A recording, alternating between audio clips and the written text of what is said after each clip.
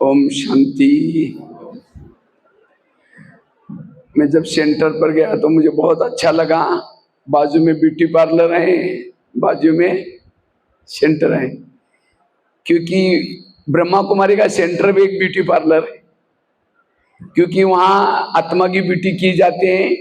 और उस beauty parlour में आने के बाद सतयुग के महारानी रानी बनेगी।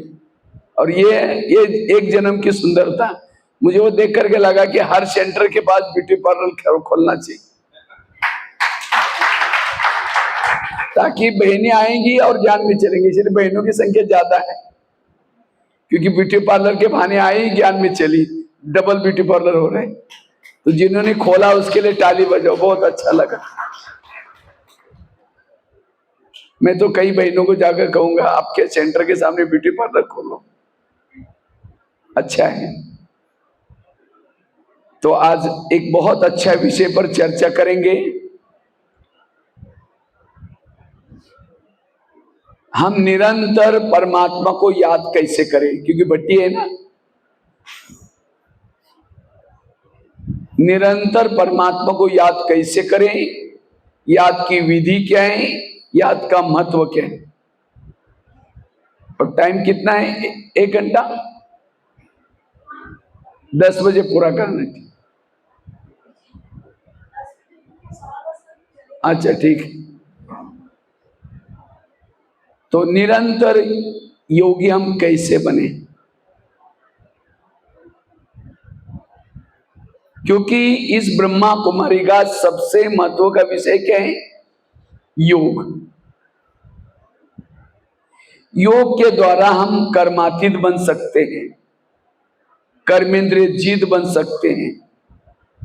योग के द्वारा वायुमंडल को अच्छा बना सकते हैं। योग के द्वारा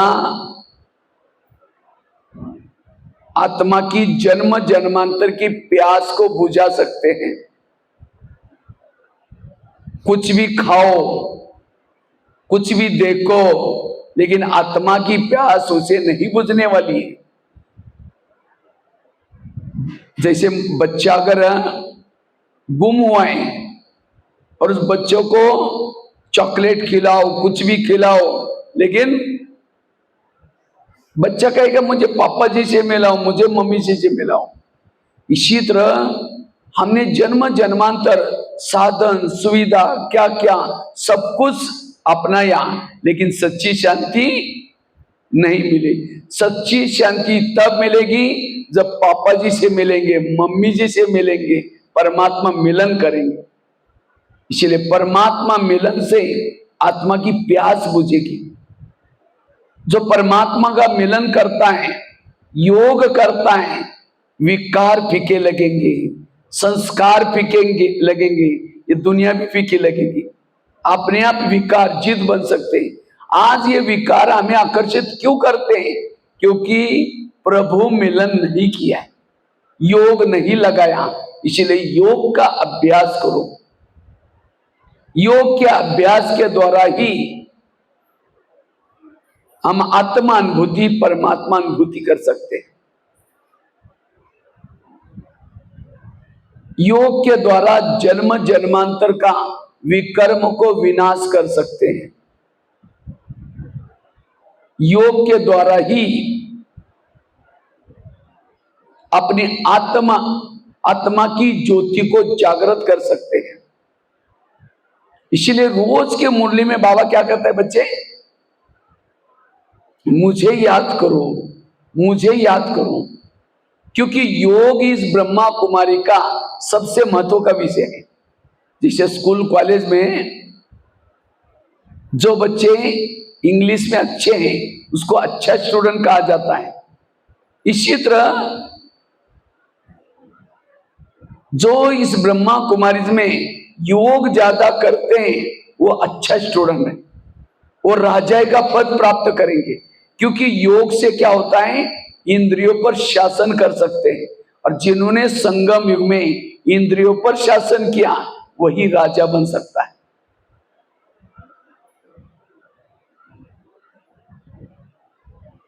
इसलिए बाबा कहते बच्चे याद की यात्रा करो। तो हम योग कैसे लगाए, योग की विधि क्या है? योग दो प्रकार का है, एक कर्म में योग, दूसरा बैठ करके योग। जो बैठ करके योग करता है उसका कर्मों में अपने आप योग लगेगा।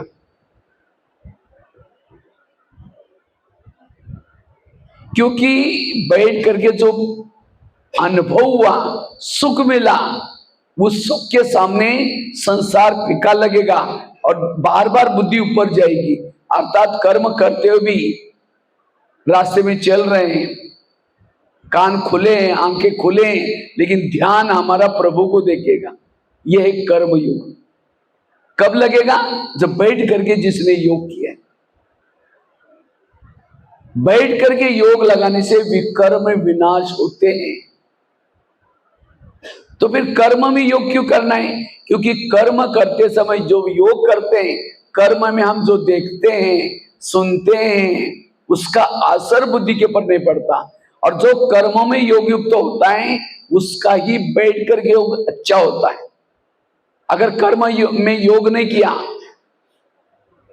कोई अपमान करता है, निंदा करता है, ग्लानि करता है, जब योग में बैठेंगे शुरू तो करेंगे, मैं आत्मा हूं, शांत स्वरूप हूं, शक्ति स्वरूप हूं, फिर कहेंगे मेरे को उन्होंने क्यों बोला, फिर कहेंगे छोड़ो मैं आत्मा हूं, फिर कहेंगे 15 दिन पहले भी तो बोला था, फिर मैं आत्मा हूं, फिर कैसा बीच में क्यों बोला।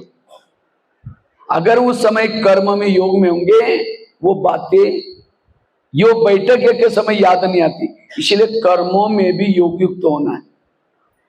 योग मतलब ऐसा नहीं कि सारा दिन कुछ भी करो, कुछ भी देखो और शाम को योग में बैठो। बाबा ने कहा ना, आज मुरली में था, कर्म कर्म गति, कर्म अकर्म विकर्म, इसको समझ लो। और अपने कर्मेंद्रिय से कोई गलत काम, अगर गलत काम कर्मेंद्रिय से करेंगे योग लगा नहीं सकेंगे। इसलिए कई भाई बहन कहते हैं हम योग लगाते हैं, लाल लाइट लगाते हैं, गीत बजाते हैं, लेकिन योग लगता ही नहीं। अब सारा दिन गलत काम कर्मेंद्रिय से किया है तो योग कैसा लगेगा? योग मतलब सारा समय चलते फिरते भी श्रीमत प्रमाण, आंखें श्रीमत प्रमाण चले, कान श्रीमत प्रमाण चले, मुख श्रीमत प्रमाण चले। जब हर इंद्रिया श्रीमत प्रमाण चलते हैं तो बैठ करके योग अच्छा लगेगा। इसलिए और योग में दो चीजें काम आती है, एक मन और दूसरा बुद्धि। तो मन क्या है, मन क्या है और बुद्धि क्या है? मन सोचता है और बुद्धि देखती है। बुद्धि गाय है, मन उसका बछड़ा है। गाय जहां जाते है बछड़ा क्या करता है? उसके पीछे पीछे जाता है। बुद्धि कैमरा है, मन टीवी है। जैसे कैमरा जो चीज देखता है वही चित्र किस में आता है? बुद्धि में। लेकिन हम क्या करते हैं? योग में बैठेंगे, योग में बैठ करके मन को विचार देना शुरू करते हैं, मैं आत्मा हूं, शांत स्वरूप हूं, शक्ति स्वरूप हूं, आनंद स्वरूप हूं, प्रेम स्वरूप हूं। विचार देना बंद करेंगे तो सारा दिन जो देखा है सुना है वही दिखाई पड़ता है। इसलिए पहले बुद्धि को लगाओ, पहले बुद्धि को विजन दो, दृश्य दो। क्योंकि बुद्धि को मन का बॉस है बुद्धि। जहां ध्यान जाता वहां मन जाता है। अब गाय यहां है और बछड़ों को मार पिटाई करके दूर भगाओ, जाएगा? जाएगा, वापिस गाय के पास ही आएगा। इसी तरह हमारा ध्यान यहाँ है और मन को कहते जाओ तुम परम धाम, चांद सूरज, नहीं जाता क्योंकि बुद्धि यहाँ है। इसलिए पहले ध्यान को भेजो, मन पीछे पीछे जाएगा। तो ध्यान क्या है? एक छोटा एग्जांपल आपको देता हूं। मैंने कहा कि इसी समय माउंट आबू में आप ओम शांति भवन के सामने खड़े हैं।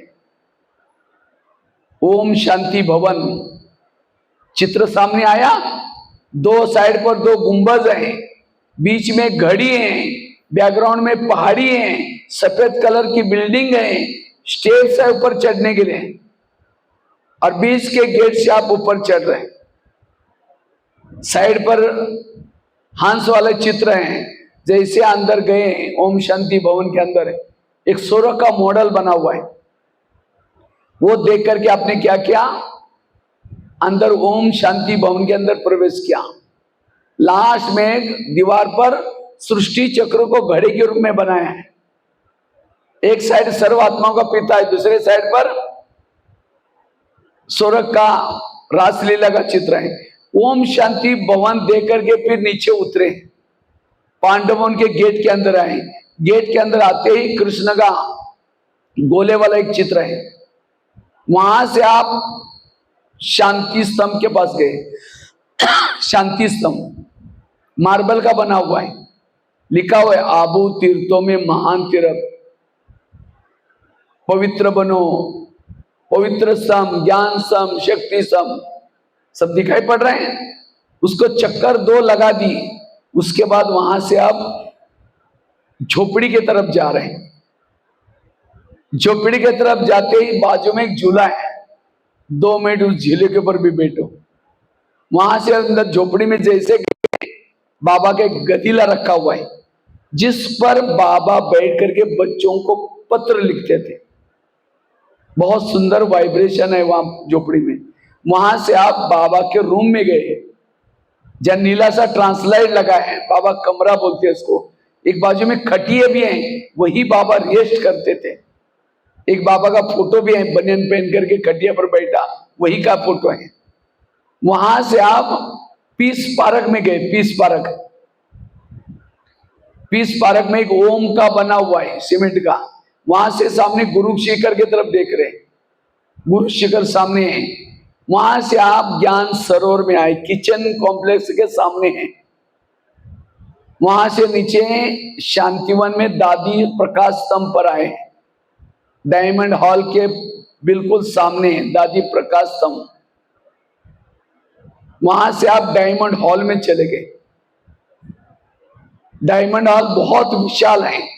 लास्ट के गेट पर आप खड़े हैं और वहां से बाबा का चित्र देख रहे, वो भी दिखाई पड़ रहा है। जहां अव्यक्त बाबा का मिलन होता था, गुलजार दादी आती थी, बैठती थी, हम उड़ के चले जाएंगे गीत बजता है। वहां से आप तपस्या धाम गार्डन में गए। तपस्या धाम, वहां से थोड़ा पीछे मुड़कर देखा, एक पहाड़ी पर ओम शांति लिखा हुआ है। सब गए थे, अभी देखा सबने, सब दृश्य याद आया। बिल्कुल मधुवन का सारा दर्शन कर के लाया। ये किसने देखा? आपकी आंखें तो मुझे देख रहे। ये देखने के लिए आपने आंखें बंद की थी, आपकी आंखें खुली हैं। तो कौन देखा? बुद्धि ने देखा। ये है बुद्धि योग आपका वहां लगा था, और उस समय मन भी आपका वही था। ये है योग। ऐसे ही यहां बैठे हैं, यहां से बैठ करके जैसे इस शरीर से उड़ करके ऊपर जा रहे अव्यक्त वतन में। अव्यक्त वतन लाइट की, प्रकाश की दुनिया है। ब्रह्मा बाबा प्रकाश के शरीर में, बाबा तपस्या कर रहे हैं। जैसे आप नीचे से आ रहे हैं, आपको देख करके ब्रह्मा बाबा उठ करके खड़े हो गए, और जैसे आप नजदीक जाते आपको गले लगा करके बाबा ने स्वागत किया, और स्वागत करके फिर नीचे बैठे। फिर बाबा आपको पावरफुल दृष्टि दे रहे हैं। दृष्टि देते देते बाबा ने एक हाथ आपके मस्तक के ऊपर रखा और फिर पावरफुल दृष्टि दी। जैसे हाथ मस्तक पर रखा, बिल्कुल वो प्रकाश का शरीर भी लोप होता जा रहा है। मैं अशरीरी आत्मा अनुभव करें, उसी आत्मा को बाबा ने हाथ में लिया और इतनी पावरफुल दृष्टि दी, फिर ऊपर उछाल दिया। मैं आत्मा निराकारी बन करके अब परम धाम में जाती हूँ, जब ज्ञान सूर्य परमात्मा है, बिल्कुल बाबा के नजदीक पहुंच गए। ये दृश्य देखना बुद्धि से। अगर बुद्धि दृश्य नहीं देखती तो योग में अनुभव नहीं होता। और जो ये दृश्य देखेगा फिर बुद्धि कहीं इधर उधर नहीं भटकेगी, योग में नींद नहीं आएगी। हम क्या करते हैं, केवल मन को विचार देते हैं, बुद्धि को विचार नहीं देते हैं। फिर सारा दिन किसी ने कुछ बोला है, देखा है, सुना है, कुछ लेना देना वो याद आता है। समझो कोई माता योग लगाने के लिए आ रहे हैं, आते थे रास्ते में देखा कि बहुत अच्छी सब्जी वाला जा रहे हैं, बैंगन की सब्जी लेके जा रहे हैं। फिर सोचेगा वाह कितनी अच्छी सब्जी है, आज दोपहर को इसकी सब्जी बना लेते हैं। पहले सोचेगा जाकर के योग लगाएंगे, मुरली सुनेंगे, जाते समय लेके जाएंगे, यहाँ करके बैठे लाल लाइट चल रहा है, गीत बज रहा है, शुरू करके मैं आत्मा हूँ, शांत स्वरूप हूँ, शक्ति स्वरूप हूँ। फिर सोचा रहे झोला तो लाए नहीं, थैला तो लाए नहीं, अब सब्जी लेके कैसे जाए। कोई बात नहीं, चलो उसके पास तो प्लास्टिक का झोला तो होगा ही। फिर कहे मैं आत्मा हूँ, शांत स्वरूप हूँ, शक्ति स्वरूप हूँ।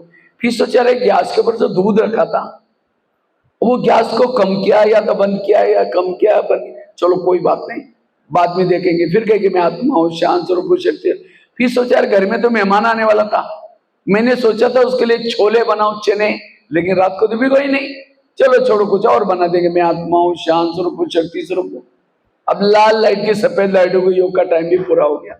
सामने वाला बैठने वाला सोचा वाह इन्होंने आधा घंटा योग किया, लेकिन इनका योग कहाँ लगा था, वो सब्जी वाला योग या छोले वाला योग, बाबा वाला योग नहीं था। ये क्यों हो गया, क्योंकि आपने बुद्धि को ऊपर नहीं लेके गए थे, केवल मन को विचार दे रहे। इसीलिए जब योग लगाने के लिए आ रहे हैं, बुद्धि से बातें करते आओ, ये बुद्धि तुम कितनी लकी हो। कौन बोल रहे, आत्मा बुद्धि से बात कर रहे, तुम कितनी लकी हो। देखो जो परम पिता परमात्मा, जिसको देखने के लिए सुनने के लिए दुनिया आंखें तरस रहे, और तुम्हें वहां जाने का चांस मिलने वाला है, 1 घंटा आधा घंटा। हे बुद्धि तुम वहां ही जाना, कहीं इधर उधर नहीं जाना, क्योंकि वहां जाने के लिए किसी को भी नहीं मिलता। देखो मुझे भी नहीं मिलता, मैं तो 5000 साल के बाद जाता हूं। आत्मा कब जाते हैं, लेकिन बुद्धि एनी टाइम जा सकते हैं। तो ये बुद्धि मेरे रिक्वेस्ट है तुम्हारे लिए, तुम इधर उधर नहीं जाना, बिल्कुल वो बहुत प्रिय है। अगर तुम उसके पास गए तो मुझे यहाँ सुकून मिलेगा, तुम इधर उधर नहीं जाना। ऐसे बातें करते हो। और वो परमात्मा को देखना क्यों जरूरी है, क्योंकि उसको देखने के लिए युगों से मेरी आंखें तरस रहे, तुम जरूर जा, ऐसे करते हो। और जब योग में बैठा बुद्धि, अब तुम यात्रा करना, शुभ यात्रा करके बुद्धि को भेजो। बुद्धि जा रही चांद सूरज तारंग के पार जाते, अचानक बुद्धि इधर उधर गई, कैसा पता चलेगा, कैसा पता चलेगा मेरी बुद्धि परम धाम में गई या बाबा के पास गई है। अगर मन में किसी व्यक्ति के, वो बैंगन के, कोई व्यक्ति के विचार आ रहे हैं, इसका मतलब बुद्धि का कैमरा वहां लगा हुआ है। फिर बुद्धि से बात करो, ये बुद्धि मैंने तुमको कहां जाने के लिए बोला था और तुम वहां क्यों चली गई, फिर जा, फिर गलत। ये युद्ध है, माया बुद्धि का कैमरा घुमाते आपको बाबा की तरफ। और जब ये इस युद्ध में विधि बुद्धि का पीछा करो, फिर बुद्धि समझ जाएगी नहीं ये तो मुझे इधर उधर जाने नहीं देता, मुझे परमधामी जाना पड़ेगा। और तब बुद्धि जितनी जाएगी, मन जाएगा, जब मन बुद्धि बाबा के पास है, तब जाकर के हमारी आत्मा की ऊर्जा बढ़ेगी, सारा दिन आत्मिक स्थिति रहेगी और उसे सुख मिलेगा। ये है योग। बुद्धि देखती है, आंखें नहीं देखती, कान सुनता नहीं। कौन सुनती है, कौन सुनती है, बुद्धि सुनती है, कान नहीं सुनता। समझो एक बार की बात है, अकबर नमाज पढ़ रहे थे, जब नमाज पढ़ रहे थे चद्दर बिछाई थी, तो उस समय अचानक माता जी चली गई। जब माता जी चली गई, अकबर को तो बड़ा गुस्सा आया, मैं तो नमाज पढ़ रहा हूं, चद्दर के ऊपर गई, बुलाया, आवाज किया, उसने सुना भी नहीं, देखा भी नहीं, चली गई। 3 घंटे के बाद वो माता जी वापिस आई। अकबर ने देखा वही माता जी है, तो 3 घंटे के पहले मैं नमाज पढ़ रहा था, उस समय मेरे चद्दर के ऊपर गए। गुस्से से उसको बुलाया, कहा कि तुम अंधी गूंगी बहरी हो। तो कहते महाराज जी मैंने क्या किया। कहा कि 3 घंटा पहले तुम यहां से गई थी। हाँ गई थी। मैं नमाज पढ़ रहा था, चद्दर के ऊपर से गई थी। कहते महाराज जी हो सकता है मैं गई होगी, क्योंकि 3 घंटा पहले जब मैं जा रही थी यहां से, मेरा ध्यान ठिकाने पर नहीं था। क्योंकि कल मेरा बेटा स्कूल में गया, लेकिन रात भर आया ही नहीं। तो रात भर मेरे को चिंता लगी थी, और सवेरे सवेरे मैं देखने के लिए गांव में जा रही थी। तो मेरा ध्यान बच्चे में था, कहाँ सोया होगा, कहीं एक्सीडेंट तो नहीं होगा। लेकिन अब जब गई, उसके दोस्त के पास बैठा था, इसीलिए मेरा ध्यान ठिकाने पर आया। इसीलिए मेरे से गलती हो गई, माफ करना। लेकिन कहते मेरा ध्यान तो मेरे बच्चे में था, इसीलिए मुझे वो आपकी चद्दर दिखाई नहीं पड़ी, गलती हो गई। लेकिन आप तो अल्लाह को याद कर रहे थे, आपका ध्यान तो अल्लाह में था, आपने मुझे कैसे देखा? तब उसको लगा ये कितनी बड़ी बात कह के जा रहे। इसी तरह आज हम योग में बैठे हैं, मैं आत्मा हूं, शांत स्वरूप हूं, शक्ति स्वरूप हूं। अचानक बच्चे ने थाली गिराई, कहेंगे बेटा तुमने क्या गिराया, थोड़ा ध्यान से लेना। थाली का आवाज किसने सुना? किसने सुना? कान ने सुना? कान ने नहीं सुना, बुद्धि ने सुना। इसका मतलब बुद्धि कहाँ है? यही है। जब बुद्धि है तो मन का है, वो भी है। जब मन यहाँ है, बुद्धि है, तो ऊपर कौन गया? योग में कोई गया ही, ये योग नहीं था। भक्ति मार्ग में यही किया, माला जप रहे राम राम राम राम राम, देखना बिल्ली दूधना भी राम राम राम।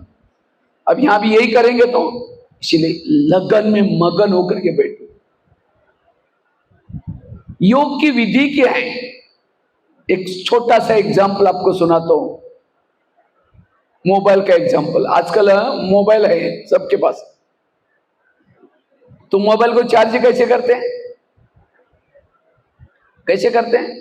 रोड पर डालो, चार्ज हो जाएगा? मोबाइल को चार्ज करने के लिए प्लग के पास लाया जाता है, और चार्ज मोबाइल नहीं होता, चार्ज होता है बैटरी। इसी तरह शरीर हमारा मोबाइल है, आत्मा इसकी बैटरी है, और उसको चार्ज करने के लिए बाबा ने जगह जगह पर प्लग के पॉइंट बनाया। ये सेंटर क्या है? प्लग का पॉइंट है। तो हमें एक दिन में एक बार 1 घंटे के लिए, हम मोबाइल को 1 घंटे के लिए कहां रखते हैं? प्लग के पास रख देते हैं। इसी तरह हमें भी 1 घंटे के लिए क्या कहां रखना है? सेंटर पर लेके जाकर रखना है। और केवल रखने से नहीं चलेगा, मोबाइल को रात भर प्लग के पास रखा, लेकिन उसकी तारें डाली नहीं, चार्ज होगा क्या? दोनों तारें भी डालनी पड़ती है। अच्छा, एक तार डाली दूसरी नहीं डाली तो भी नहीं चलेगा। दोनों तारें डाली, स्विच चालू बंद ही है तो भी नहीं चलेगा, स्विच चालू करना पड़ता है। इसी तरह हमने शरीर को क्लास में पटका दिया, लेकिन मन बुद्धि नीचे भटक रहे, चार्ज नहीं होगी। अच्छा, मन बुद्धि भी लगाई, लेकिन स्विच बंद है, स्मृति नहीं, मैं किसके सामने बैठा हूं, बाबा मुझे क्या से क्या बना रहे हैं।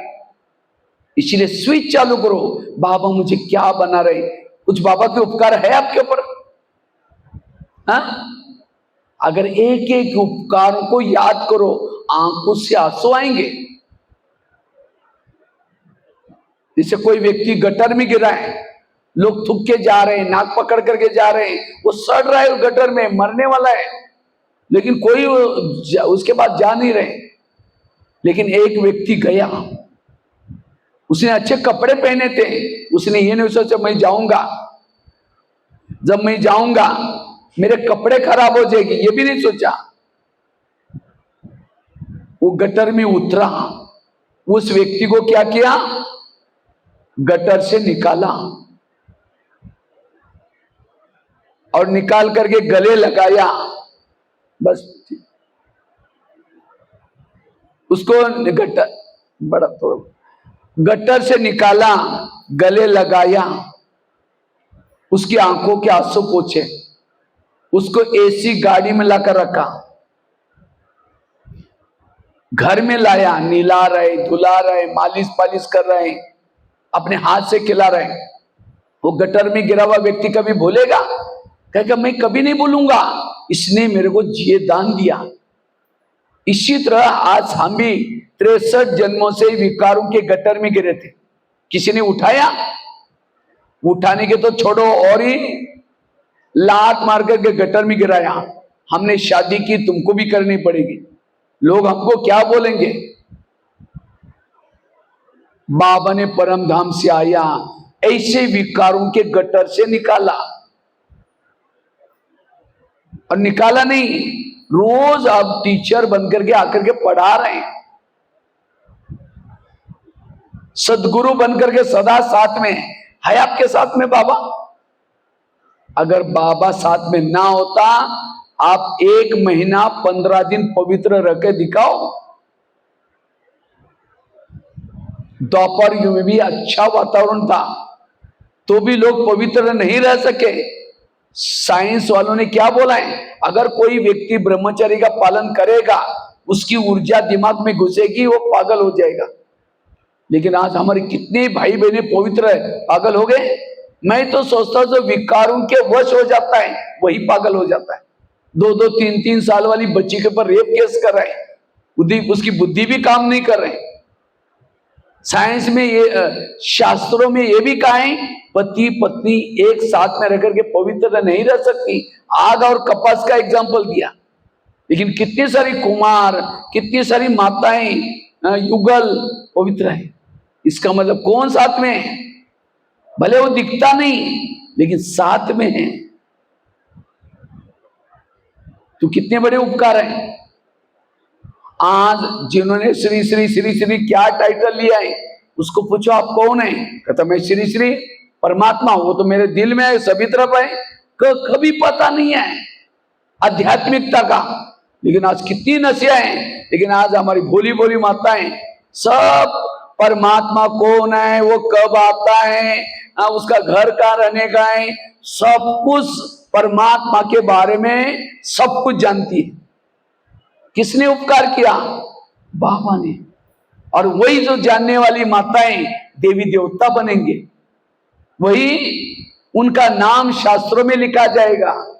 किसी का नाम गिनीज बुक ऑफ रिकॉर्ड में आता है, कितने खुश हो जाते हैं। लेकिन आपका नाम कहां आता है? शास्त्रों में, ग्रंथों में। याद रखना, ब्रह्मा कुमारी में जो आएगा, ज्ञान योग करेगा, उनका नाम जब तक सूरज चांद रहेगा, उनका नाम अमर रहेगा। कितना बड़ा उपकार है। जब योग में बैठेंगे, बाबा के उपकारों को याद करो, प्राप्तियों को याद करो, क्यों नहीं योग लगेगा। हम कुछ नहीं, ऐसे बैठे रहते। इसलिए स्विच चालू करो। अच्छा, तारे डाली, स्विच चालू किया, तार प्लग में डाल रहे हैं, निकाल रहे हैं, डाल रहे हैं, निकाल रहे हैं, क्या बैटरी चार्ज होगी?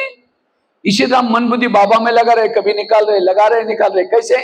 जैसे मैंने सब्जी का एग्जांपल दिया ना, कोई माता आ रहे हैं, फिर योग में बैठे, मैं आत्मा हूं, शांत स्वरूप, फिर सब्जी ले, मतलब तार डाल रहे, निकाल रहे, तो बैटरी कैसी चार्ज होगी?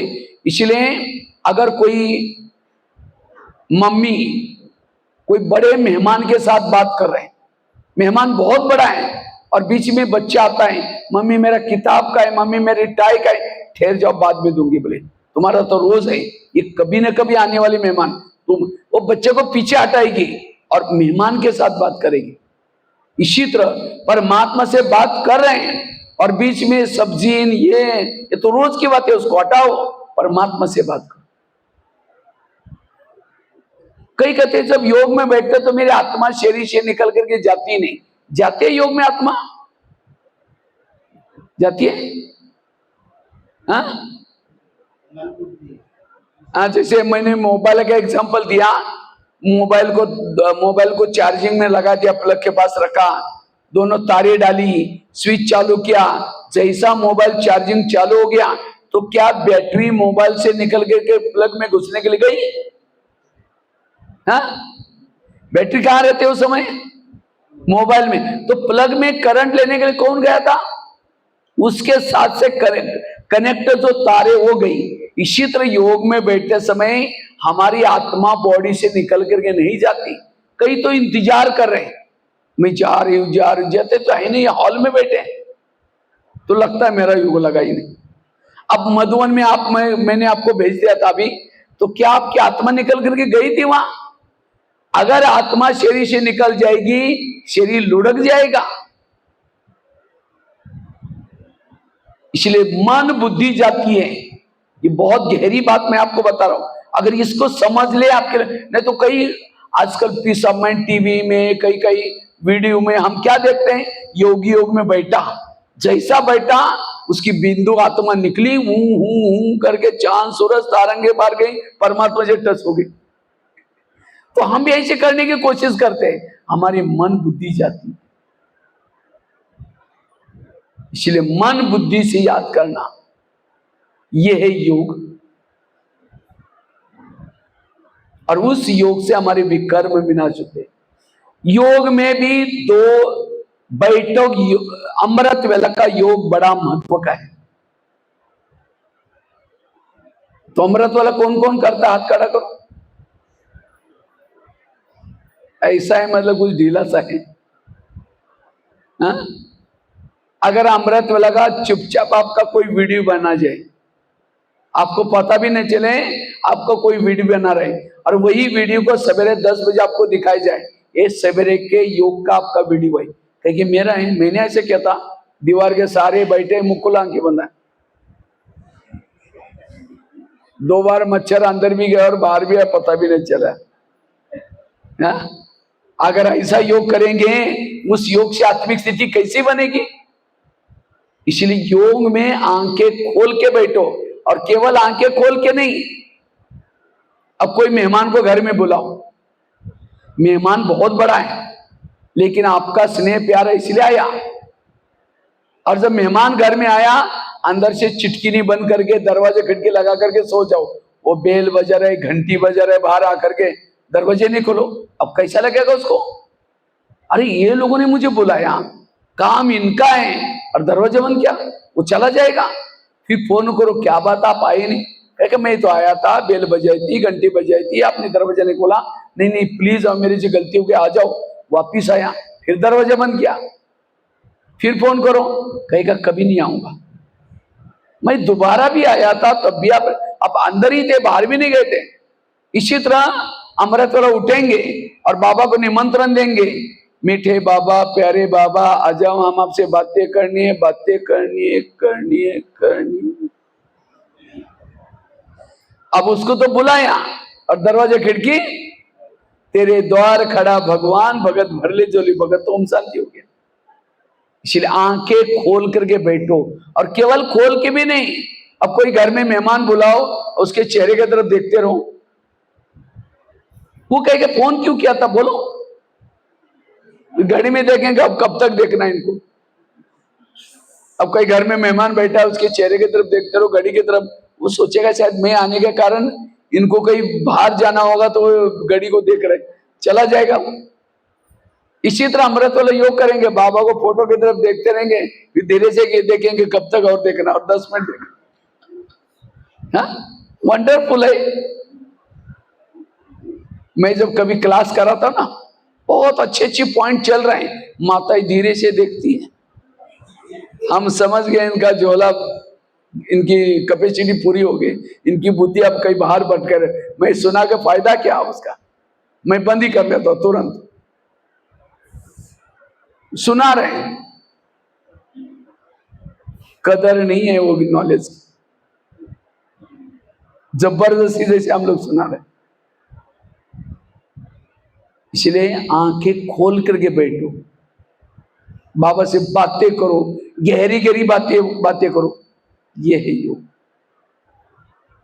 कई तो क्या करेंगे, योग में बैठेंगे, मैं आत्मा हूं, शांत स्वरूप हूं, शक्ति स्वरूप हूं, अब जा रही हूं चांद सूरज तारांगन के पार, और तारांगन के पार जाकर के झुटका लगा देंगे, नीचे हड्डी गुड्डी टूट जाएगी, इतने ऊंचाई पर से वो नीचे गिर रहे हैं। हाँ? एक कुमारी ने क्वेश्चन पूछा, कहते भाई साहब मैं अमृत वाला उठती नहीं, उठती हूं लेकिन परम धाम में नहीं जाती हूं। हमने कहा क्यों, कहते उसी समय हमारे घर के ऊपर बहुत अंधेरा होता है। एक कुमारी ने मुझे क्वेश्चन पूछा, कहते भाई साहब मैं अमृत वाला, मेरी नींद ही नहीं खुलती।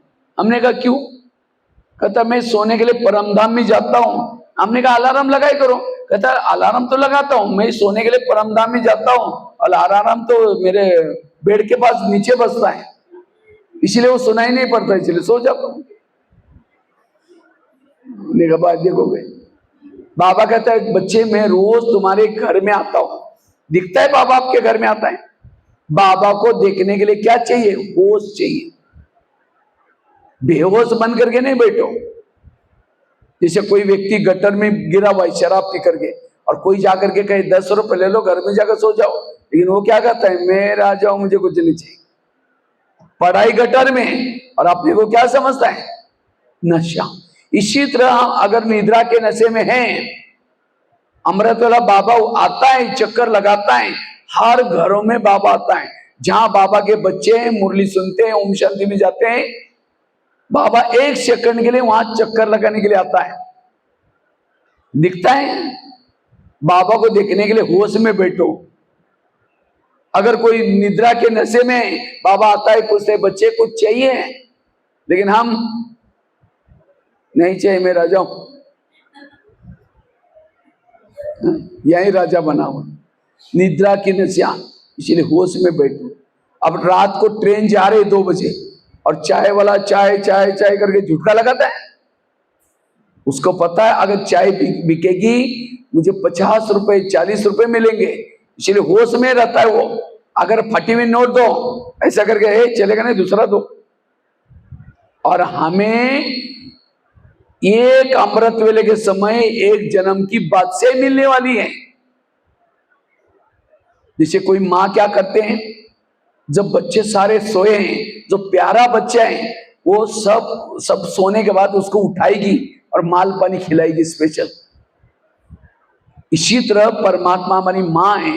सारी दुनिया के लोग अमृतवेला सोए हैं, उसी समय चुपके से ऊपर से आती है और उठा करके आपके भाग्य में लिखते हैं, मैं तुमको सत्युग में ये दूंगी, मैं ये करूंगी, ये करूंगी। अब वो तो लिख रहे हैं, लेकिन हम, इसका मतलब माँ इतना दूर से आई, मेहनत करके आई, और उसकी कोई कदर नहीं है। इसीलिए उसको धन्यवाद दो कि आज मेरा भाग्य बना रही। कितना मुझे स्वर्ग में, इसीलिए कहते ना भगवान जब भाग्य में लिख रहे थे, सो रहे थे क्या? इसीलिए अटेंशन से बैठना, इसलिए अमृत वाला अटेंशन करना। तो अमृत वाला नींद क्यों आते हैं? रात को सोने के पहले हम क्या नहीं करते? योग करके नहीं सोते। बिस्तर डालने गए, बाबा को क्या बोलेंगे, बाबा आज तो बहुत थक गए, घर में मेहमान आए थे, मैंने दिन में रेस्ट ही नहीं किया, आप आकर के 4 बजे जरूर जगा देना, काम भी देंगे। और फिर कहे सोचेंगे, और क्या सोचेंगे, इसने मुझे ऐसा बोला, इसने ऐसा बोला, फिर कल सवेरे उठना है, बर्तन मांजना है, ये करना है। ऐसा करते करते सो गए। तो सवेरे बाबा उठाएगा, और उठाने के बाद घड़ी की तरफ देखेंगे, अभी तो 4 को 5 मिनट कम है, तो 5 मिनट के बाद फिर उठ जाएंगे। 5 मिनट के बजाय 5 बजे का पता भी नहीं चले। तो ये क्यों हो गया? क्योंकि सोने से पहले ऐसी अवस्था में सोए थे। इसलिए रात को सोते समय सारा चार्ट बाबा को सुना करके बाबा के याद में सो जाओ, तब अमृत वेला अच्छी होगी। अमृत वेला सारा दिन का फाउंडेशन है, और जिसकी अमृत वेला अच्छी, उसका सारा दिन भी अच्छा। क्योंकि अमृत वेला माया की तरफ से कौन आता है? आलस। और आलस के पीछे माया की सारी सेना छिपी है।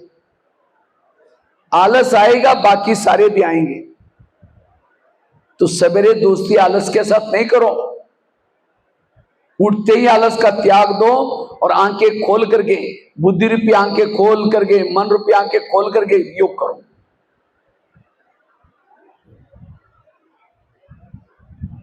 नुमा शाम का योग, शाम को 6:30 से 7:30 योग का टाइम है। अगर घर में फ्री है, सेंटर पर जाओ, वहां करो, या घर में बैठ करके भले आधा पौन घंटा जरूर योग करना।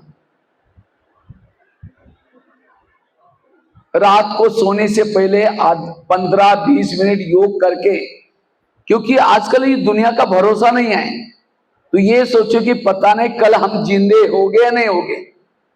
इसलिए रात को सोने के पहले हम बाबा के याद में बाबा के पास जाकर के सोते हैं। जैसे मैं शरीर छोड़ रही हूं, मैं आत्मा यहां से अब निकल करके जा रही हूं, मेरा अंतिम दिन है, ऐसा समझ करके जा करके बाबा के पास जाकर के सो जाओ। आजकल कभी भूकंप होता है, कभी क्या होता है पता ही नहीं चलता, तो योग में रात को सोने के पहले योग करके सो जाओ। बीच बीच में ट्रैफिक कंट्रोल, और साथ में क्लास के पहले, क्लास यहाँ कितने बजे होती है आपके यहाँ? 6:45 मुरली चालू हो जाते हैं। और योग कितना बजे चालू हो जाता है? 6:15 नहीं, 6:30 नहीं, 15 मिनट से नहीं चलेगा। मधुबन में इंटरनेशनल हर जगह पर जहां ब्रह्मा कुमारी केंद्र है, आधा घंटा पहले योग चलता है। तो 6:15 बजे योग। और योग में उस समय बहनें भी सभी को आकर के क्लास में आधा घंटा योग करना है। क्लास के पहले जो योग नहीं करता वो मुरली उसके कोई काम की नहीं। ये कोई महाराज जी के सत्संग नहीं है जो सुनो, जो योग नहीं करेगा उसकी अवस्था धृतराष्ट्र है। वो धृतराष्ट्र कैसा समझा? धृतराष्ट्र कैसा था? अंधा था। अंधा मतलब आंखों से अंधे नहीं बनेंगे, लेकिन पता ही कि गलत है, पता ही कि नहीं करना चाहिए, तो भी गलत करेंगे। क्यों? योग की पावर नहीं है। क्यों? वो क्लास के पहले योग ही नहीं किया। इसलिए क्लास के पहले हर एक को आधा घंटा योग मेडिटेशन करना है। और उसके लिए कोई बहाना नहीं बनाना। अगर सबके बहाने हैं तो सभी के सहमति से और योग का मुरली का टाइम आगे बढ़ाओ, लेकिन क्लास के पहले सबको आकर के आधा घंटा योग करना है। क्योंकि संगठन का योग कब मिलता है आपको? सब कान खोल के सुन रहे ना, बीच बीच में ताली बजाते रहना। बजाओ। ताली बजाने से मेरा उमंग नहीं आएगा, बाजू में कोई सो रहा है उड़ जाएगा, क्योंकि जिसकी आंखें बंद है उसका कान भी बंद ही है। वो यहाँ क्लास में होते हुए भी यहाँ से बाहर है, घूम आए, तो क्लास ही सुनाएंगे, नहीं तो करेंगे क्या फिर? इसलिए कल से क्या करेंगे? कल से शुरुआत करना है। क्लास में कितना बजे आएंगे? 6 बजे। कौन कौन आएगा 6 बजे? हाथ खड़ा करो। जो यहां रहते हैं, पहले पाठशाला वाले हैं, वो अपने हिसाब से वहां जहां जाते हैं आधा घंटा पहले जाना है, लेकिन यहां वालों को कितना बजे आना है? हाथ खड़ा करो दोबारा। 6, 6:15 बजे कौन कौन आएगा? चलो बहुत अच्छा है। और बाकी भाई लोग क्यों? हाँ, अच्छा, इसीलिए तो आपको फिर सजा कौन सी? क्लास के बाद 15 मिनट वो एडजस्ट करके योग करके जाना है, उससे पहले नहीं जाना फिर। ठीक है फिर? हाँ, उसके बाद फिर जिन्होंने पहले नहीं किया, लास्ट में फिर 15 मिनट जितना, लेकिन आधा घंटा जरूर योग करना है। और मुझे लगता है मुरली कितना चाहिए? मुरली अगर सीधी सीधी मुरली को, तो मुझे तो, मैं तो कई बहनों को राय देता हूं, मुरली के बीच में एक्सप्लेन करने की कोई जरूरत नहीं तो एक्सप्लेन करते करते बाबा का जो ओरिजिनल श्रीमान होता है वो छिप जाता है और दूसरी बातें आ जाती है। सीधी मुरली पढ़ो। अगर किसी को एक्सप्लेन चाहिए पूछो। लास्ट में जानकी दादी मुरली कैसी पढ़ती थी पता है? क्लास के पहले कुछ बोलती थी और उसके बाद बोलती थी, मैं अब एक शब्द नहीं बोलूंगी, बाबा की मुरली सुनो। अगर बीच में कुछ बोलना भी होता था, मैं बीच में कोई बात बोलूं, परमिशन लेती थी। तो इसी तरह क्लास की मुरली तो आधा घंटे में पूरी हो जाती, लेकिन आज समय अनुसार योग जरूरी है। योग से ही वो ज्ञान की बातें धारणा में आएगी। आप धान बोते हैं ना खेती में, खेती तो करते हैं ना सभी। धान बोने से पहले क्या करते हैं? वो खेती को हल चलाते हैं, पानी डालते हैं, जुताई करते हैं, नरम बनाते हैं, फिर बाद में क्या करते हैं? उसको बोते हैं। रुकी सुखी खेती में जाकर के बो के आ जाओ, मिलेगा कुछ? ज्ञान का बीज दिमाग में डालना है, पहले आधा घंटा हल चलाना है, अर्थात योग करके फिर मुरली सुननी। और जो योग करके मुरली सुनेगा उसके ही ये धारणा में आएगी। तो कितना घंटा योग हो जाएगा? 1 घंटा अमृत वाला हो गया। दूसरा आधा घंटा क्लास के पहले, कितना हुआ? 1.5 घंटा। शाम के समय चलो 15-20 आधा घंटा भी करेंगे तो 2 घंटा। रात को सोने से पहले 15 मिनट, और सारा दिन के ट्रैफिक कंट्रोल वो भी 15 मिनट। तो कितना घंटा हो गया? 2.5-3 घंटा हुआ। उसके लिए मैंने बोला आपको दोपहर को सोना नहीं है, रात को 2 बजे उठना है। सहज अगर ये नियम पालन करेंगे आपका योग इतना हो जाएगा। और जो इतना बैठ करके योग करेगा कर्मों में फिर योग लगेगा। इसलिए योग की तरफ अटेंशन। लेकिन योग बैठ करके वही कर सकता है जिसके जीवन में कुछ बातों की धारणाएं है। तो ये 6-7 धारणाएं जरूरी है। अगर वो धारणा आपके जीवन में नहीं है, बैठ करके योग आप नहीं लगा सकेंगे। तो पहली धारणा है पर चिंतन से बच करके रहने की। जो सारा दिन किसी का परचिंतन करता है, दोष देखता है, अवगुण देखता है, वो योग में आत्मचिंतन परमात्मा चिंतन नहीं कर सकता, वो योग का अनुभव नहीं कर सकता। भले लाइट चल रहा है, गीत बजाओ, कुछ भी करो, योग नहीं लगेगा। क्यों? परचिंतन और योग इसका क्या कनेक्शन है? अब किसी के घर में जाओ, उनका बाप बैठा है, बच्चे भी सारे बैठे हैं, और बच्चों को बाप के सामने कहेंगे ये तो बच्चा बड़ा नालायक है, ये ठीक नहीं है, अच्छा नहीं है, ये ऐसा है वैसा है। और बाप को कहेंगे आप बड़े अच्छे, अब कितने अच्छे। बाप क्या बोलेगा? तुम पहले यहां से भाग जाओ, तुमने मेरे बच्चों की गिलानी की तो मेरे बच्चा बोलता है। हर माँ बाप को अपने बच्चे क्या होते हैं?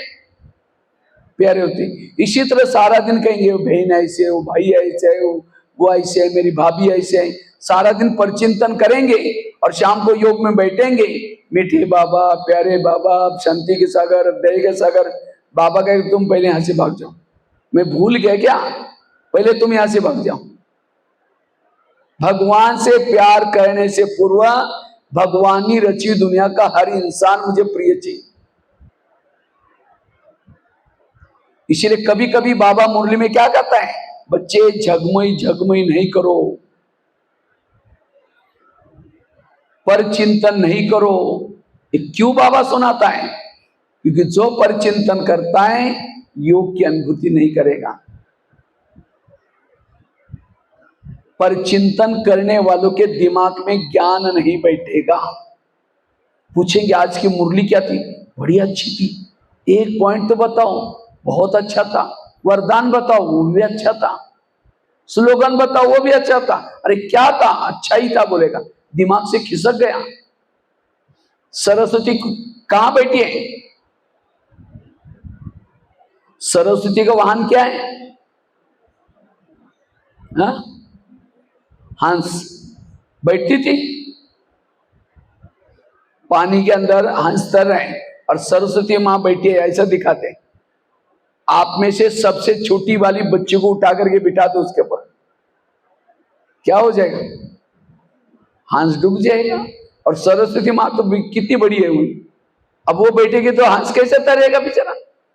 ये ज्ञान कहता है, ये चित्र कहता है, ज्ञान उसके दिमाग में बैठता है जो हंस है। हंस मतलब हंस क्या करता है? दूध और पानी मिलाकर दो, पानी को छोड़ देगा, दूध पिएगा। कंकड़ मोती दोनों मिलाकर दो, कंकड़ को छोड़ेगा, मोती चुगेगा। जो भाई बहने सारा दिन दूसरे की अच्छाई देखते हैं, बुराई छोड़ते हैं, वो है हंस। और ऐसे हंस बनने वाले बच्चों के ऊपर ये ज्ञान बैठता है।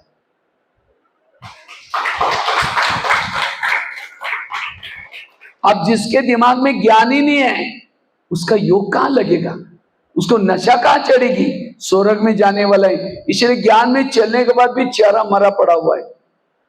देवी देवता बन रहे हैं, भगवान पढ़ा रहे हैं, चेहरे में कोई रौनक ही नहीं है। क्यों? अंदर निगेटिव बातें चल। इसलिए अगर ही मुझे योग लगाना है, मुझे किसी का परिचिंतन, कई कहते हैं हम करते नहीं, कोई आकर सुनाता है तो क्या करें, क्यों सुनाता है, हम कहते हैं अच्छा और क्या हुआ। वो उठ के भी जा रहे हैं, बैठो ना चाय पानी पी के तो बताओ ना क्या हुआ।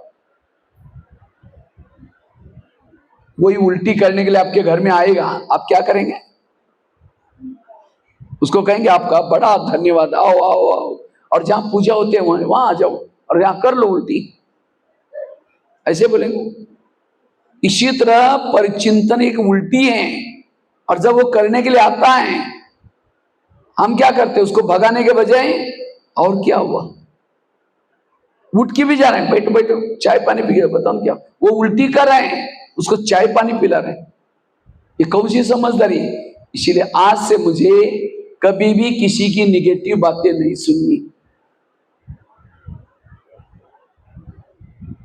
पर चिंतन से बचे रहो। और माताएं थोड़ी ज्यादा परचिंतन करती, हाँ, माताओं में परचिंतन करने की आदत क्यों है? क्योंकि माताओं में सहन शक्ति कम है, ज्यादा है, ज्यादा। मजबूरी का नाम महात्मा गांधी। माताएं सहन तो करती हैं, पति ने कुछ बोला, सास ने कुछ बोला, थप्पड़ थोड़ी मारेगी, तो चुप तो बैठेगी। लेकिन जैसा पति खेती में चला गया, ऑफिस में चला गया, पड़ोसने के बाद जाकर के बैठेगी, फिर पूछेगी खाना खाया, अरे क्या खाओ, मेरे पति ने आज बड़ा घमासान किया। वो कहीं मेरा भी कोई कम है क्या? मेरी सास भी, मेरा बेटा भी, वो अपने घर के सुना रहे, वो अपने घर के सुना रहे। इसको कहते हैं परचिंतन। और वो फिर जाते जाते क्या बोलेगी, मैं कभी उसको कभी कभी धमकाती हूं, तुम भी कम नहीं करना, नहीं तो सिर पर बैठेगा। बस वो बातें सुन के आई, सारा दिन लगता है मुझे धमकाना है। शाम को जब आता है पानी मांगता है, कैसे देंगे, ले तेरे को आता नहीं, गुस्से से पानी दिया, खाना गुस्से से बनाया, वो घर में सबने खाया। खाना खाने बाद कुछ दिनों के बाद उस खाने से खून बनता है, और जैसा खून है वैसे मन के विचार बनते हैं। अब खाना तो गुस्से से बनाया, तो खून के अंदर में वही आके आया, फिर धीरे धीरे गुस्सा आएगा, फिर उस पति को अशांति की फीलिंग होगी, उसके बाद फिर शांति के लिए दोस्तों के पास जाएगा, फिर दोस्त कहेगा शराब पी लो, चलो घूमने के लिए चलते हैं। फिर कुछ समय के बाद वही माता क्या बोलती है, मेरा पति बिगड़ गया। किसने बिगाड़ा? मैंने गुस्से से खाना बनाया, गुस्से से खिलाया, गुस्से से पानी दी, इसलिए उसको अशांत हुआ। इसलिए पर चिंतन से बचे रहो। पर चिंतन करने वालों को सुख शांति। एक शिष्य था, भगवान के पास गया, कहता भगवान मैं बहुत आगे बढ़ना चाहता हूं, मैं अपनी उन्नति करना चाहता हूं। भगवान ने कहा ठीक है, मैं तुम्हें वरदान देता हूं, साथ में 2 थैले देता हूं। भगवान ने कहा एक थैले को तुम पीठ के पीछे रखना, दूसरे थैले को आगे रखना। और भगवान ने कहा जो पीठ के पीछे थैला है, तुम्हारे आस पास पड़ोस में जो भी लोग हैं, उन सभी लोगों के अंदर जो बुराई है उसकी चिटकी बनाकर उसमें डाला है, पीछे वाले थैले में। और आगे वाला जो थैला है, तुम्हारे अंदर जो बुराई है, तुम जिद्दी हो, किसी के नहीं मानते हो, ये सारी तुम्हारी बुराइयां आगे वाले थैले में डाला है। लेकिन भगवान ने कहा पीछे वाले थैले को बांध करके पीछे रखना, देखना नहीं, उसके बारे में सोचना नहीं। तुम्हारे आसपास लोगों के पास क्या क्या बुराई है उसको देखना, सोचना, पीछे रखना, और अपनी बुराई को, थैले को खुला रखना। जब भी तुमको टाइम मिलता है तो क्या करना, थैले के अंदर हाथ डालना, चिटकी निकालना, और देखना कि मेरे अंदर क्या बुराई है, उसको परिवर्तन करना। तुम्हें सुख शांति सब मिलेगा, जाओ, मेरा वरदान है। लेकिन थैले का ध्यान रखना। कहता है भगवान मुझे सुख चाहिए, मैं ऐसा ही कहूं करूंगा जैसे तो आपने कहा है।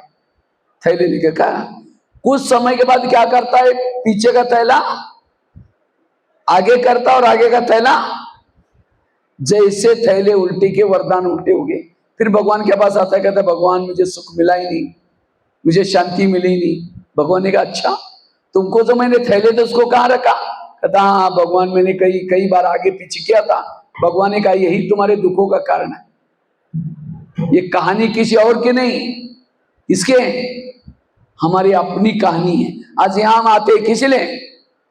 थोड़ा सुख मिल जाए, शांति मिल जाए। बाबा भी हमें वरदान देता है, ठीक है बच्चे तुम्हें सुख मिलेगा, लेकिन साथ में 2 थैले देता है, दूसरे की बुराई को पीछे रख और अपने बुराई को आगे। लेकिन हम बाहर जाकर के क्या करते हैं? थैले उल्टे करते हैं।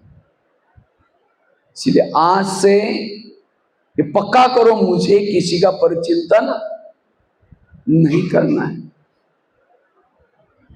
परिचिंतन करने वाला योग की अनुभूति नहीं कर सकता।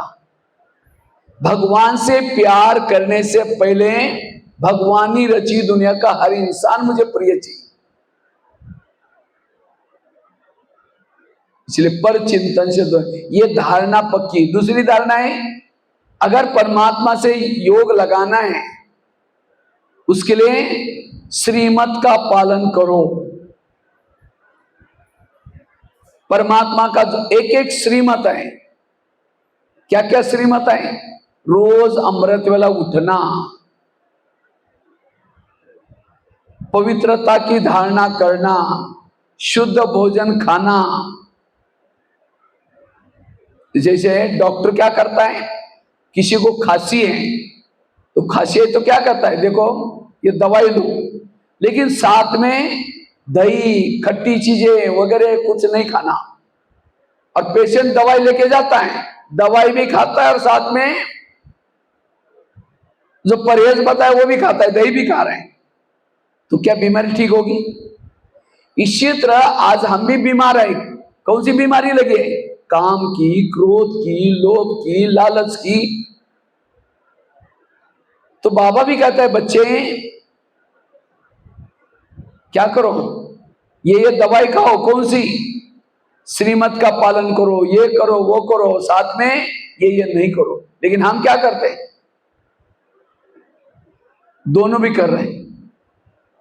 इसलिए जो श्रीमत प्रमाण चलता है वही योग युक्त बन सकता है। जैसे प्रैक्टिकल में कोई भी मम्मी बच्चों को प्यार करते हैं, कब करते हैं? प्रैक्टिकल बताओ, मां बच्चों को प्यार कब करेगी?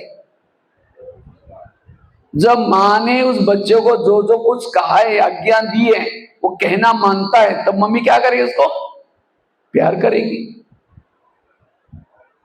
मम्मी सवेरे जल्दी उठती है, बच्चों को उठाएगी, खिलाएगी, पिलाएगी, नहलाएगी, कपड़े अच्छे पहनाएगी और क्या बोलेगी जाते समय स्कूल में? देखो बेटा कपड़े गंदे नहीं करना, पढ़ना, लड़ना नहीं, झगड़ना नहीं। और बच्चा जाता है, लड़ता है, झगड़ता है, कपड़े गंदे करके आता है, शाम को आता है, मम्मी मम्मी करता है, मम्मी किचन से देखेगी, मैंने तो उसको कहा वो करके आया, नहीं करके आया, बोले तुम चिल्लाते रहे आई थी वो। अच्छा जाएगी, जाकर 2 थप्पड़ लगा दी, तुमको मैंने कितना अच्छा कहा, तुम गंदा हो गया। इसी तरह परमात्मा भी हमारी माँ है, सवेरे जल्दी उठाती है, फरिश्ता ड्रेस पहनाती है। बच्चे पर चिंतन नहीं करना, मेरे याद करना, किसी को दुख नहीं देना, ये परमात्मा का श्रीमत। लेकिन हम क्या करते हैं? सारा दिन उसके श्रीमत का उल्लंघन करते हैं। और जो श्रीमत का उल्लंघन करता है उसको परमात्मा प्यार कैसा करेगा? जैसे बच्चे शाम को आता है, मम्मी मम्मी करता है, हम भी शाम को आएंगे, बाबा बाबा बोलेंगे। जैसे मम्मी किचन से देखते हैं तो बाबा भी परम धाम के खिड़की से देखता है, वो तो नीचे तो मुझे पुकार रहे हैं, लेकिन मैंने जो उसका कहा था वो किया नहीं किया तो बोला तुम चिल्लाते, मैं यही ठीक हूं। प्यार दोनों तरफ से होता है, हम भी कहे बाबा और बाबा भी सामने कहेंगे बच्चे। वो कब कहेगा? जब उसका। और यहां मुझे लगता है कोई नियम इतने ज्यादा कड़क नहीं है, आज भक्ति में मार्ग में कितने नियम थे, क्या क्या नियम थे। मुझे याद है हमारी माताजी, लौकिक माताजी जब पूजा करने के लिए जाती थी, कैसी जाती थी, हमारे पास बड़े बड़े कुएं हैं, वहां नल बाथरूम ऐसे कुछ है नहीं, कुएं में जाकर के नहाती थी। फिर वो गिले कपड़े से एक डंडा लेके वो क्या करेगी, और मंदिर कितना दूर, 3 किलोमीटर दूर, तो वहां तक वो गिले कपड़े से एक डंडा लेकर के उसको सोएगी, फिर ऐसा डंडा घुमाएगी, फिर वहां जा कूद के वहां जाएंगे, फिर वहां सोते हुए वहां तक जाएगी। धूप हो, आंधी हो, तूफान हो।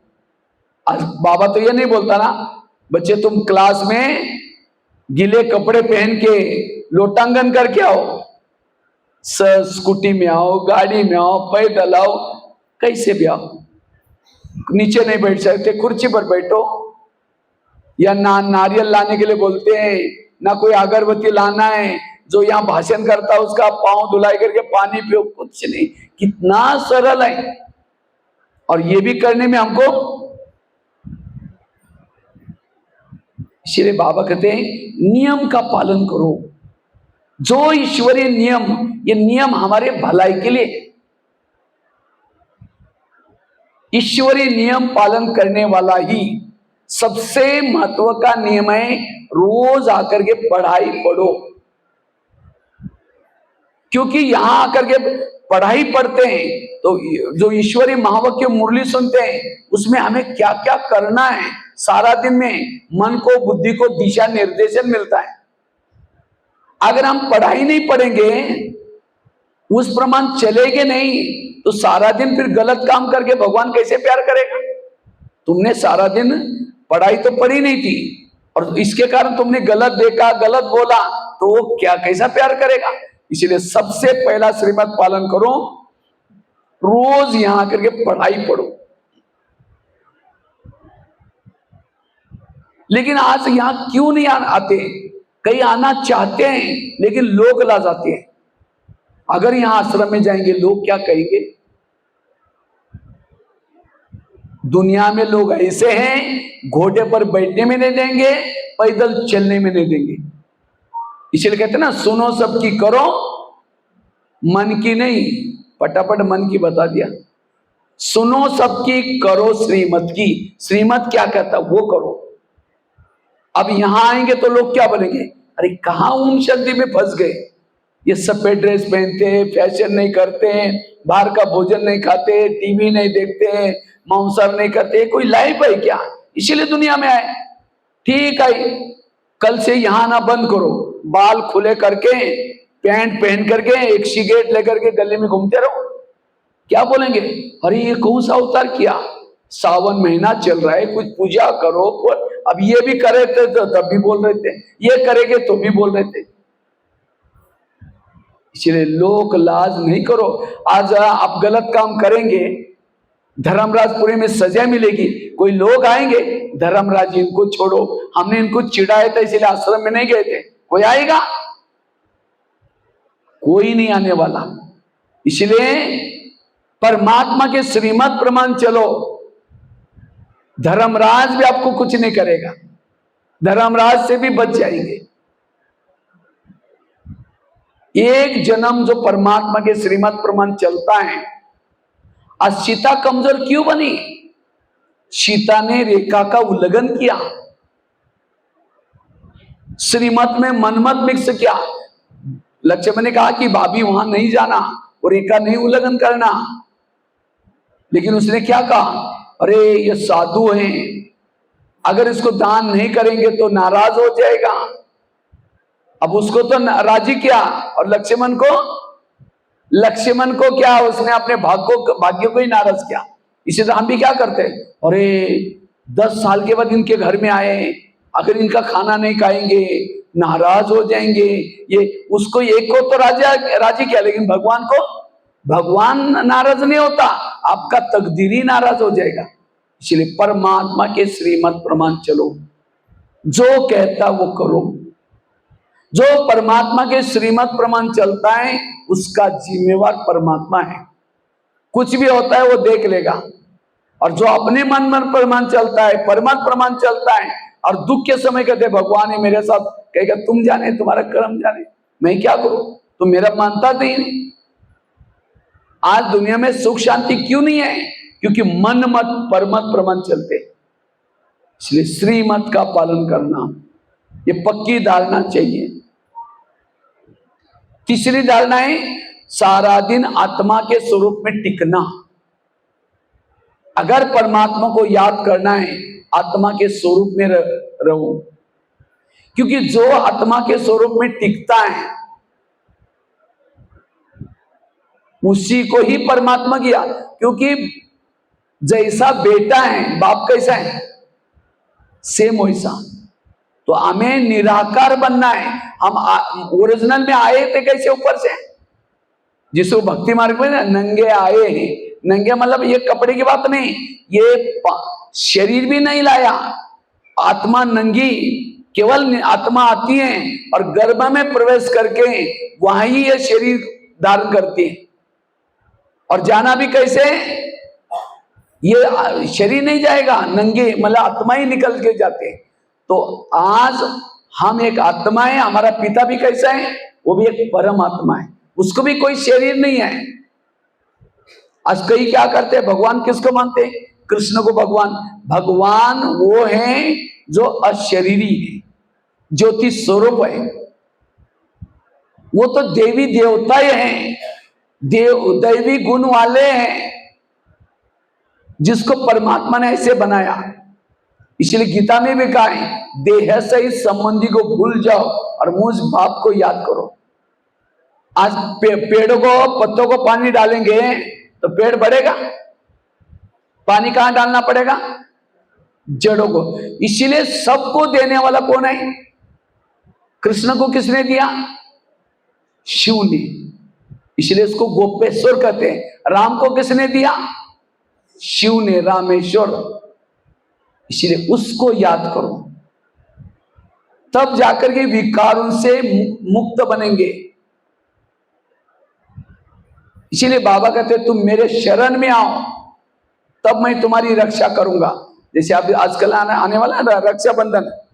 रक्षाबंधन में क्या करते हैं? रक्षाबंधन अर्थात परमात्मा हमें जो श्रीमत का बंधन बांधता है उसकी रक्षा करो, तब परमात्मा आपकी रक्षा करेगा। जो हम उसके श्रीमत प्रमाण नहीं चलेंगे, बंधन में नहीं, वो हमारी रक्षा कैसे करेगा? और जो आत्माएं परमात्मा के श्रीमत प्रमाण चलेंगी उसकी ही रक्षा करता है, आने वाले सत्युग में उनको ही लेके जाता है। इसलिए अब मुझे आत्मा के स्वरूप में टिकना है। एक भाई ने मुझे क्वेश्चन पूछा, अगर कोई बर्फ के पास जाता है तो क्या अनुभव होता है? ठंडी का अनुभव होता है। कोई अगर आग के पास जाता है तो क्या होता है? गर्मी का अनुभव होता है। अगर कोई परमात्मा सामने बैठा है तो क्या अनुभव होना चाहिए? शक्ति का, शांति का। लेकिन कहता मैं माउंट आबू में गया था, वहां हमारी गुलजार दादी, उनके तन में बाबा आते थे। अभी तो वो भी पार्ट लगभग पूरा हुआ है। हमने 40 सालों से परमात्मा के प्रैक्टिकल में डायमंड हॉल में सामने बैठ करके अनुभव किया है। वो भी लगभग आप पूरा हो गया। अब तो वीडियो क्लासेस के द्वारा दिखाते। तो कहता है मैं गुलजार दादी के पास बाबा आया था, लेकिन मैं नजदीक बैठा था, मुझे कोई अनुभव ही नहीं हुआ। ऐसे कैसे हुआ? तो मैंने एक एग्जाम्पल दिया उसको। अगर बड़ा सा चुंबक है, चुंबक के सामने लोहे के टुकड़े डालो तो क्या हो जाएगा? खींच लेगा। इसका मतलब चुंबक पावरफुल है। लेकिन लोहे के टुकड़ों को बड़े से कपड़ा, बहुत बड़ा कपड़ा लेकर के उसके अंदर लपेट लपेट लपेट गाढ़ बांध कर रखो, फिर चुंबक के सामने रखो, खींचेगा? नहीं खींचेगा। क्यों? चुंबक खराब है? चुंबक अच्छा है। हमने कपड़े को लोहे कपड़े के अंदर लपेट करके डाला है वो टुकड़ों। इसी तरह परमात्मा भी चुंबक है, पावरफुल है, लेकिन हम देह भान में, देह के कपड़े के अंदर बैठेंगे, वो ही अनुभव नहीं होगा। इसीलिए मंदिर में चप्पल बाहर उतार करके फिर अंदर जाते हैं। तो कौन सी चप्पल? वो चप्पल पहले पहन के आओ, लेकिन ये देह की चप्पल को उतार करके आत्मा स्वरूप बन करके आओ, इसलिए ये भी दिखाते हैं, जब गोपिका नहाने के लिए जाते थे तो कृष्ण क्या करता था, मुरली बजा करके उनके वस्त्र चुराता था। कौन सी वस्त्र? वो ये वाली वस्त्र नहीं। जब परमात्मा ज्ञान सुनाता है तो देह भान का वस्त्र को भूल करके फिर बैठो, तब अनुभव होगा उसका। देह भान का वस्त्र, ये देह क्या है? आज हर इंसान देह की तरफ आकर्षित है। फलानी बहुत अच्छी है, ये बहुत अच्छे है, और जो देह भान में है विकारों की उत्पत्ति होती है। देह क्या है? एक सोने का डब्बा लिया, सोने का डब्बा, सोने के डब्बे के अंदर लेट्रिन डाल दिया, जो रोज हम फेंक के आते हैं उसको डाल दिया, आपके आंखों के सामने डाल दिया, उसके अंदर कुछ कप डाल दिया, जो खांसी करने के बाद जो निकालता उसको डाल दिया, हड्डी मांस डाल दिया, और डब्बे को आपके हाथ में दिया और कहा इसको देखते रहना, और बीच बीच में क्या करना, लेकर के अपने दिल में लगा कर रखना उस डब्बे को, और बीच में प्यार भी करना उस डब्बे से, चुंबन लेते रहना। लेंगे? कहेंगे नहीं नहीं, हमारे सामने क्या डाला हमको पता, हमको ना ऐसा डब्बा चाहिए नहीं। हाँ? तो शरीर क्या है? एक सोने का डब्बा है, ऊपर से गोरी सी चमड़ी है, लेकिन ये डब्बे में क्या भरा हुआ है? लेट्रिन भरा हुआ है, कब भरा हुआ है, हड्डी मांस भरी हुई है, और 10 बार आईना तोड़ते रहेंगे, मैं कितनी अच्छी हूं, मैं कितनी अच्छी हूं।